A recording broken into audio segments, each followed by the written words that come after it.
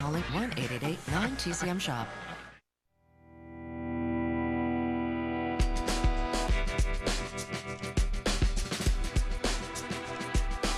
I've never been the same since I saw this movie. Simply one of our best directors ever. It's amazing. It's beautiful to look at. It's entertaining. This is a terrific movie. It's one of my all-time favorites. I think it's a perfect essential. Gold Diggers in 1933 has an incredible cast, a lot of fresh faces and old-timers. I'm amazed at how this film is able to find the humor, even though the subject is the Depression. The big Busby Berkeley numbers in this movie are so incredible. There is a freshness of this film that holds up today.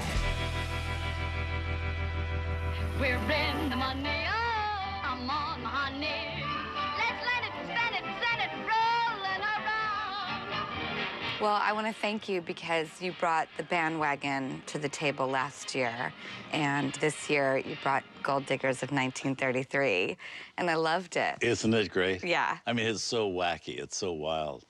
Not only the Busby Berkeley numbers that are so incredible, but when you really think about, I mean, this is insane that a musical about the Depression days with songs about My Forgotten Man and about how guys have fought in the First World War.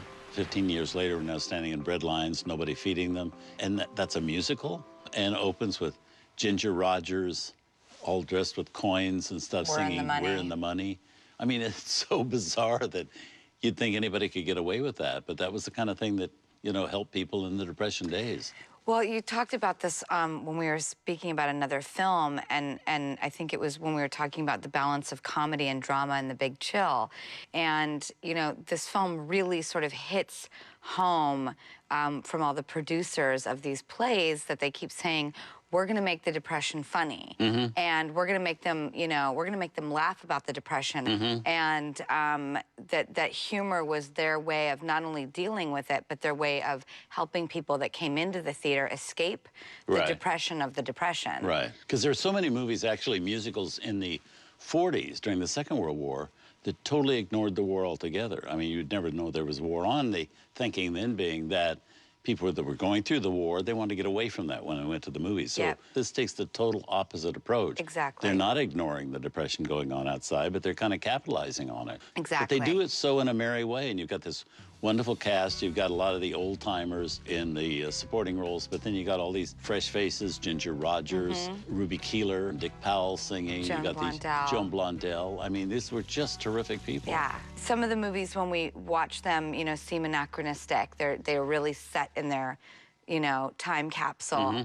There were parts of this movie, especially with the women. The men seemed a little, the way they talk, you know, the way they dress, you know, the cadence and the clothes obviously sort of keep them in a time capsule. But the women really reminded me of modern women. They are, you know, working women.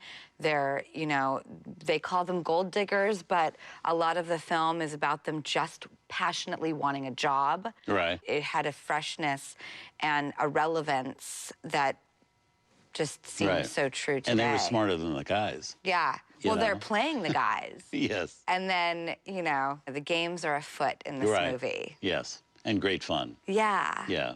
Joyful and great music score. Harry Warren and Al Dubin. Some wonderfully inventive songs and wonderful songs. And then, of course, those Busby Berkeley designs. I mean, they're like insane. They could never go on in a theater. I know. But they're such a treat to the eye.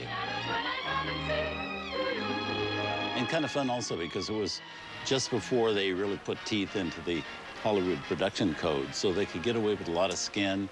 Absolutely. Because a few years later, you couldn't get away with that at all in movies for years. It became very conservative. Yeah, very whitewashed. So anyway, I'm glad you liked it. I really enjoyed myself watching this movie, and I also felt that it was incredibly relevant for today. Great. Well, let's have a look at it.